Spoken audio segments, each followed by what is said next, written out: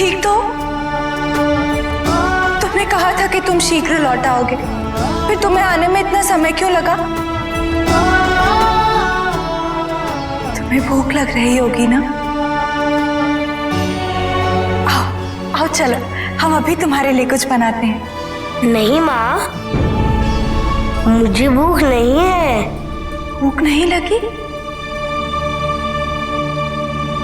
किंतु ऐसा कैसे हो सकता है? इतनी देर तुम बाहर थे, वो भी बिना भोजन के। माँ, मुझे भूख लगी अवश्य थी, किंतु मैं जिस गांव में गया था वहां पर मैंने खीर का भरपेट सेवन किया। अत्यंत स्वादिष्ट मिष्ठान है माँ, तभी पिताजी को भी इतनी प्रिय है। और यही नहीं माँ, मैंने उस गांव के निवासियों को ये भी सिखाया कि प्रकृति का ध्यान रखना और प्रकृति का सम्मान करना आवश्यक है, क्योंकि प्रकृति ही तो जननी है, प्रकृति ही तो माता है।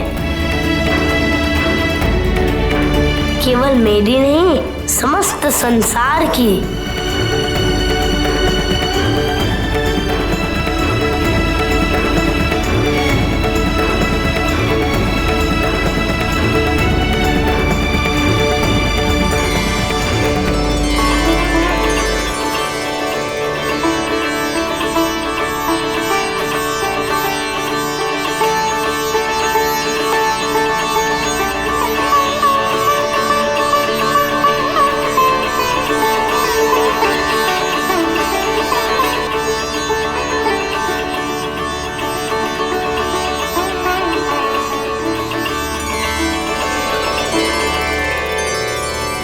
प्रभु,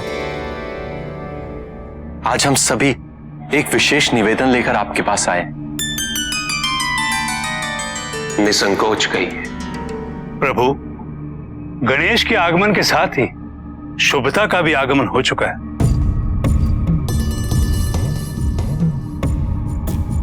किंतु सभी मनुष्य अपने नश्वर जीवन को पोषित करने में और अपनी महत्वाकांक्षाओं की पूर्ति करने में इतने व्यस्त हो चुके हैं कि वो आध्यात्मिक जीवन के क्रियाकलापों व उद्देश्यों से विमुख हो चुके हैं। हम आपसे मार्गदर्शन प्राप्त कर मनुष्यों को सही दिशा दिखाना चाहते हैं। प्रभु, पूर्व काल में जिन ग्रंथों की रचना की गई थी, किसी कारणवश उन ग्रंथों का प्रकाश साधारण मनुष्यों तक नहीं पहुंच रहा है।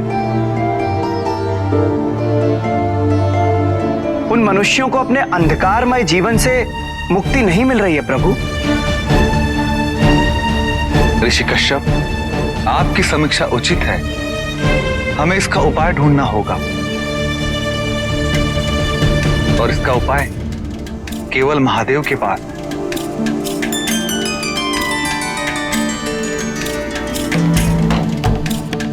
समय के साथ सब कुछ परिवर्तित हो रहा है, क्योंकि हमारी चेतना निरंतर विकसित हो रही है। नए दृष्टिकोण उत्पन्न होते, नए प्रश्न उठ रहे, नई समस्याएं उत्पन्न हो रही।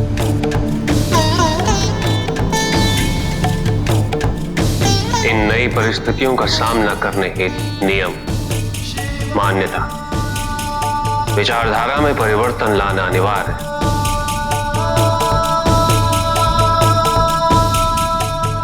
ताकि नए समाज को इसे अपनाने में कठिनाई ना हो। किंतु ध्यान रहे, उन सिद्धांत, उन विचारधाराओं के मूल स्वरूप में कोई परिवर्तन नहीं होना चाहिए। आप सभी कल बरगद के पेड़ के नीचे एकत्रित हो। वहीं विश्व का नित्य ज्ञान चर्चा का केंद्र बनेगा। प्रभु, जनहित में यह सबसे महान कार्य सिद्ध होगा प्रभु।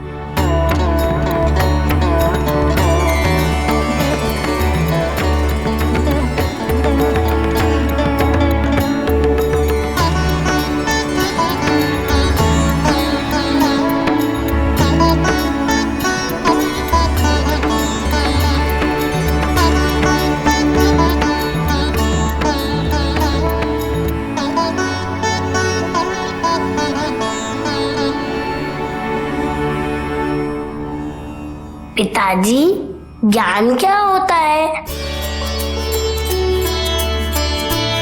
और उसकी चर्चा की क्या आवश्यकता है? जो अपनी व समस्त संसार की वास्तविकता से हमारा परिचय कराता है वो ज्ञान है पुत्र। ज्ञान के अभाव में समस्त संसार को, जीवन को समझ पाना असंभव। कोई भी सही निर्णय लेना असंभव। ज्ञान के बिना की गई घोर तपस्या का फल कल्याणकारी नहीं होता।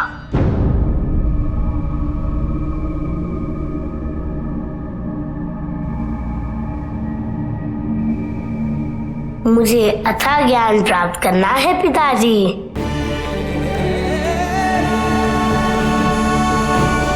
और इसके लिए मैं सदैव तत्पर रहूंगा।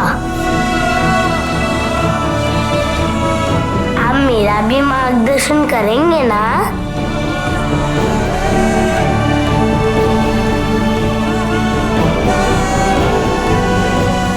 अवश्य पुत्र।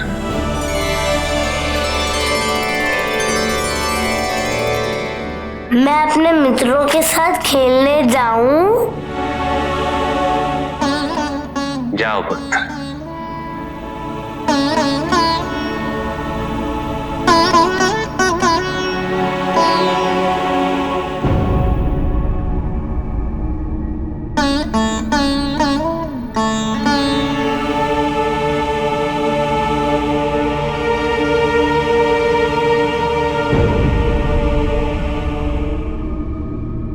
स्वामी, हमें गणेश की शिक्षा की चिंता हो रही है। उसमें जिज्ञासा तो बहुत, किंतु गुरु बिन ज्ञान नहीं। पार्वती संतान के प्रथम गुरु तो उसके माता पिता ही होते हैं, जिनके आचरण से वो प्रथम पाठ सीखता है। और ये प्रक्रिया तो आरंभ हो चुकी। तुम्हें ज्ञात नहीं पार्वती, कैसे गणेश ने अकाल ग्रसित क्षेत्र के निवासियों को प्रकृति का आदर करना सिखाया। इसलिए हम उसके समक्ष जीवन यापन के जितने भी उच्चोद्धारण प्रस्तुत करेंगे उसका उतना ही ज्ञानवर्धन होगा।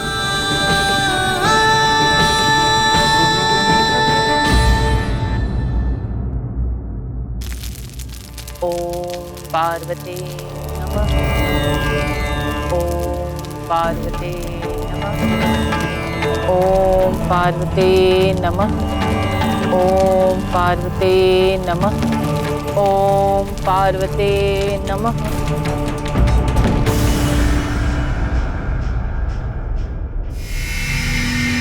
हम फिर से पराजित हो गए। कैसे शक्तिहीन हो गए हैं हम, किसी का भी सामना करने में असमर्थ। ना ही हमारा कोई भय रह गया है अब।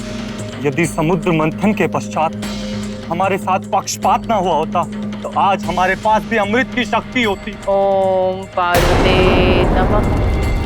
ओम पार्वती नमः। ओम पार्वती नमः। ओम पार्वती नमः। दारू, आपकी पत्नी की तपस्या कब पूर्ण होगी? यहाँ तो हमारा अस्तित्व ही नष्ट होने पे आ गया।